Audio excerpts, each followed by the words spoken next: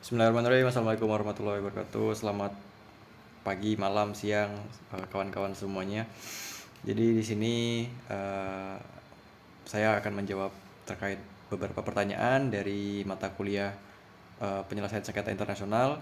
Sebelumnya perkenalkan, nama saya Windy dengan NIM 4012211052 dari kelas PSI G eh, dari Universitas Bangka Belitung, Fakultas Hukum. Jadi langsung aja ke jawabannya dari pertanyaan yang ada di Adlink lah, gitulah. Jadi dalam penyelesaian sengketa internasional ini terdapat eh,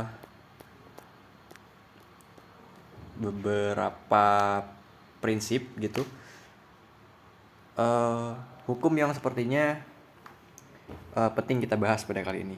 Nah, berikut ini saya akan menjelaskan beberapa mungkin sedikit detail mengenai prinsip-prinsip tersebut serta contoh dari prinsip tersebut. Yang pertama, prinsip penyelesaian sengketa secara damai internasional ya.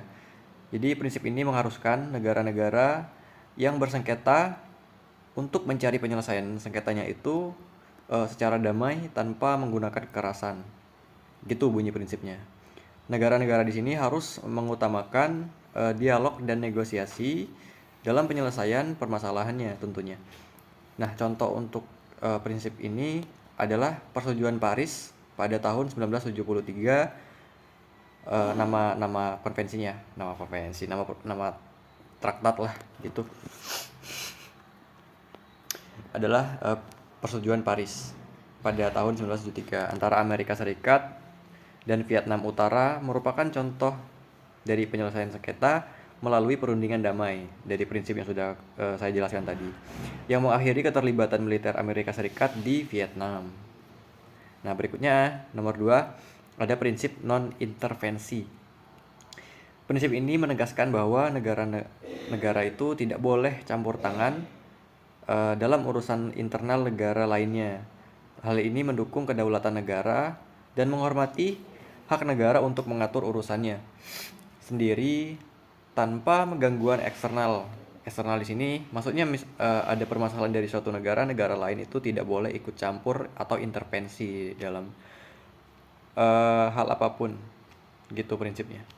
Contohnya adalah ketika pemerintah suatu negara melakukan reformasi internal, negara lain tidak boleh mencampuri urusan tersebut kecuali jika ada ancaman serius terhadap hak asasi manusia, maka negara lain boleh untuk intervensi. Misal pun Indonesia sedang menyusun proklamasi kemerdekaannya, negara lain tidak boleh intervensi. Seperti itu kira-kira. Nah, untuk tadi masalah hak asasi manusia yang serius itu yang menyebabkan negara lain boleh untuk intervensi, ya hak asasi manusia yang diakui secara internasional tentunya gitu. Kemudian yang ketiga ada prinsip persetujuan. Dalam penyelesaian sengketa internasional, persetujuan dari semua pihak yang bersengketa itu adalah syarat utama untuk setiap kesepakatan. Prinsipnya bilang gitu. Kesepakatan atau keputusan. Tidak ada keputusan yang sah tanpa persetujuan dari pihak-pihak yang terlibat. Gitu. Jadi prinsipnya kayak asas di dalam hukum perdata itu pacta serpanda gitu. Atau apalah. Contohnya adalah proses perjanjian damai Camp David pada tahun 1978 antara Mesir dan Israel, melibatkan persetujuan dari kedua belah pihak mengenai mediasi oleh Amerika Serikat yang menghasilkan kesepakatan damai antara keduanya tadi, antara Mesir dan Israel di tahun 1978 dengan perjanjian damai Camp David. Kemudian yang keempat ada prinsip keadilan. Prinsip keadilan di sini dimaknai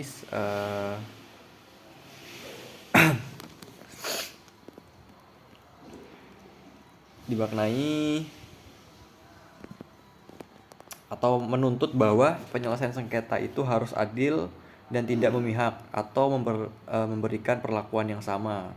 Dalam kata lain, memberikan perlakuan yang sama kepada semua pihak dan mempertimbangkan kepentingan serta hak-hak setiap merekanya secara seimbang.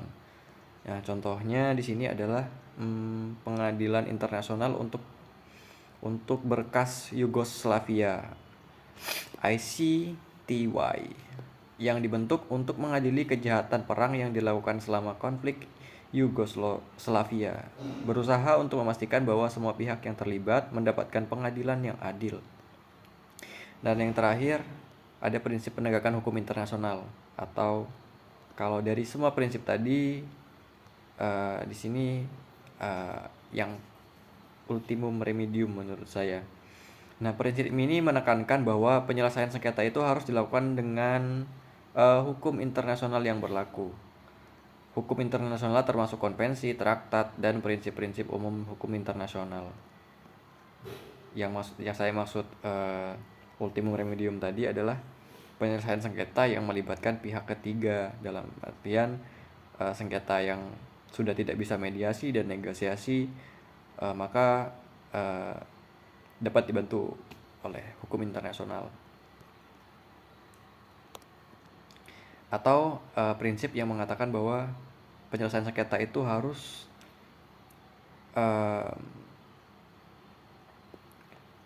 berdasarkan hukum internasional. Sengketa internasional kan, maka harus dasarnya ya hukum internasional juga. Nah, contohnya di sini adalah kasus Laut Cina Selatan yang diputuskan oleh Pengadilan Arbitrase Permanen pada tahun 2016. Pengadilan memutuskan berdasarkan Konvensi Hukum Laut PBB atau UNCLOS untuk menyelesaikan sengketa wilayah laut antara Cina dan Filipina. Jadi pada penyelesaian sengketa itu ya beracu pada UNCLOS. Kemudian ada prinsip konsensus dan kesepakatan. Untuk mencapai resolusi dalam penyelesaian sengketa internasional, biasanya dibutuhkan konsensus atau kesepakatan yang diambil secara kolektif oleh pihak-pihak yang bersengketa. Nah,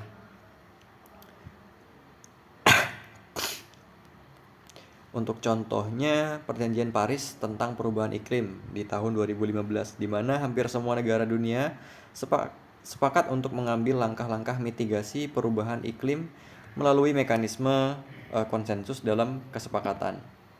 Seperti itu. Nah, mungkin dari 6 prinsip yang sudah saya sampaikan tadi, udah dimulai dari prinsip penyelesaian sengketa secara damai, kemudian ada prinsip mengatakan kalau tidak boleh ada intervensi atau non intervensi, kemudian prinsip persetujuan para pihak, kemudian prinsip keadilan, dan kemudian ada prinsip penegakan hukum internasional, dan yang terakhir prinsip konsensus dan kesepakatan. Prinsip-prinsip ini membentuk dasar dari hukum internasional dan praktik penyelesaian sengketa, memastikan bahwa penyelesaian sengketa yang dilakukan dengan cara yang adil, damai, dan sesuai dengan norma-norma hukum yang diterima secara internasional tentunya. Mungkin segitu saja jawaban dari soal pertanyaan terkait penjelasan prinsip dan contoh-contohnya mata kuliah PSI kelas G Fakultas Hukum Universitas Bangka Belitung. Saya ucapkan mohon maaf apabila ada kata-kata yang salah. Semoga mudah dipahami. Saya akhiri. Selamat beraktivitas.